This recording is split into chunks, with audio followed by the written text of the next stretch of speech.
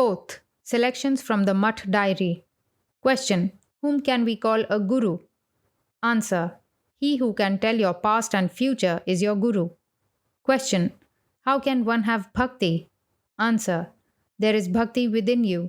Only a veil of lust and wealth covers it. And as soon as that is removed, bhakti will manifest by itself. Question: what is the true meaning of the assertion that we should depend on ourselves? Answer: here self means the eternal self, but even dependence on the non eternal self may lead gradually to the right goal, as the individual self is really the eternal self under delusion. Question: if unity is the only reality, how could duality, which is perceived by all every moment, have arisen? Answer: perception is never dual. It is only the representation of perception that involves duality. If perception were dual, the known could have existed independently of the knower, and vice versa. Question: how is harmonious development of character to be best effected? Answer: by association with persons whose character has been so developed. Question: what should be our attitude to the Vedas? Answer: the Vedas, that is, only those portions of them which agree with reason, are to be accepted as authority.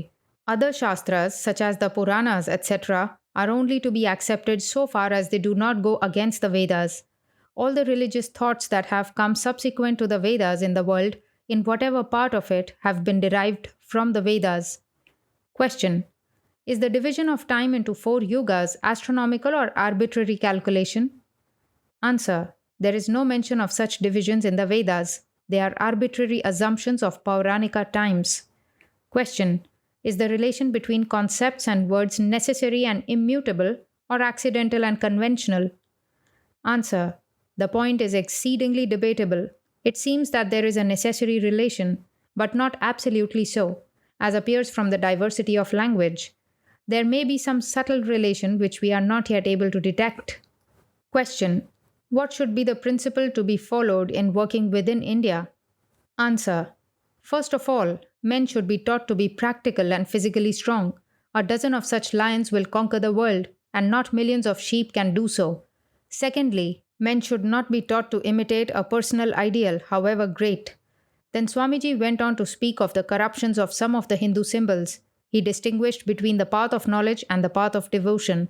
The former belonged properly to the Aryas, and therefore was so strict in the selection of adhikaris, qualified aspirants, and the latter, coming from the south, or non-Aryan sources, made no such distinction. Question: what part will the Ramakrishna mission take in the regenerating work of India? Answer: from this mutt will go out men of character who will deluge the world with spirituality. This will be followed by revivals in other lines. Thus Brahmins, Kshatriyas, and Vaishyas will be produced. The Shudra caste will exist no longer, their work being done by machinery. The present want of India is the Kshatriya force. Question: is retrograde reincarnation from the human stage possible? Answer: yes. Reincarnation depends on karma. If a man accumulates karma akin to the beastly nature, he will be drawn thereto. In one of the question classes, 1898, Swamiji traced image worship to Buddhistic sources. First there was the Chaitya, second the Stupa, and then came the temple of Buddha. Along with it arose the temples of the Hindu deities. Question: does the Kundalini really exist in the physical body? Answer: Sri Ramakrishna used to say that the so-called lotuses of the yogi do not really exist in the human body, but that they are created within oneself by yoga powers. Question: can a man attain mukti by image worship? Answer: image worship cannot directly give mukti. It may be an indirect cause, a help on the way. Image worship should not be condemned, for with many, it prepares the mind for the realization of the Advaita, which alone makes man perfect. Question: what should be our highest ideal of character? Answer: renunciation.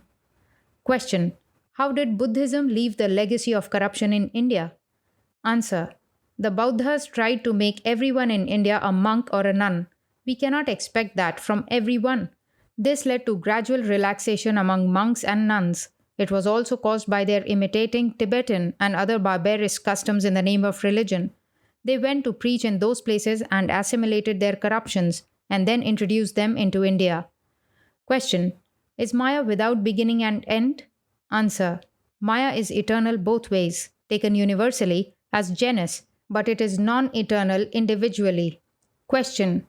Brahman and Maya cannot be cognized simultaneously. How could the absolute reality of either be proved as arising out of the one or the other? Answer. It could be proved only by realization.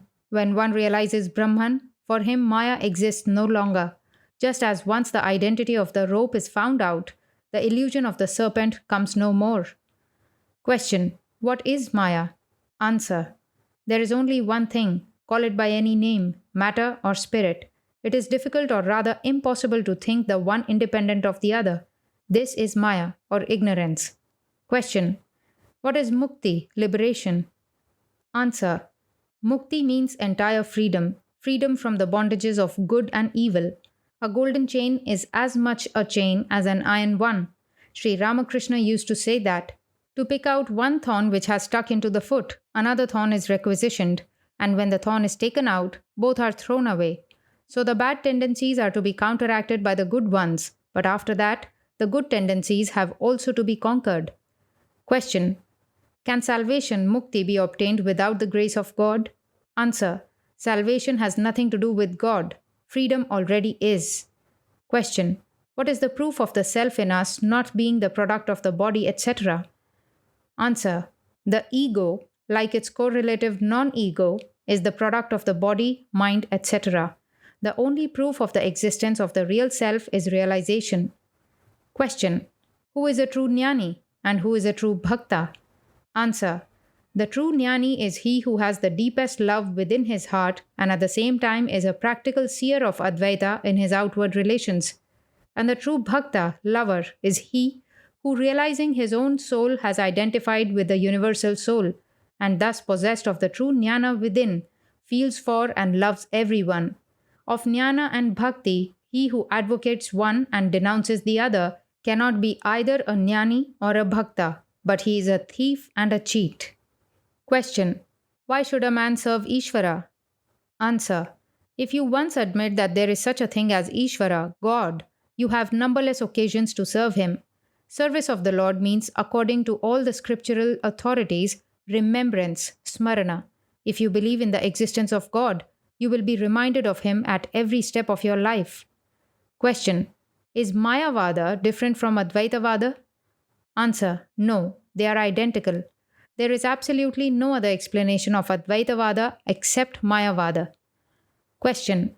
How is it possible for God, who is infinite, to be limited in the form of a man as an avatara? Answer. It is true that God is infinite, but not in the sense in which you comprehend it. You have confounded your idea of infinity with the materialistic idea of vastness. When you say that God cannot take the form of a man, you understand that a very, very large substance or form, as if material in nature, cannot be compressed into a very, very small compass. God's infinitude refers to the unlimitedness of a purely spiritual entity, and as such, does not suffer in the least by expressing itself in a human form. Question. Some say, first of all, become a siddha, one who has realized the truth, and then you have the right to karma, or work for others, while others say that one should work for others even from the beginning.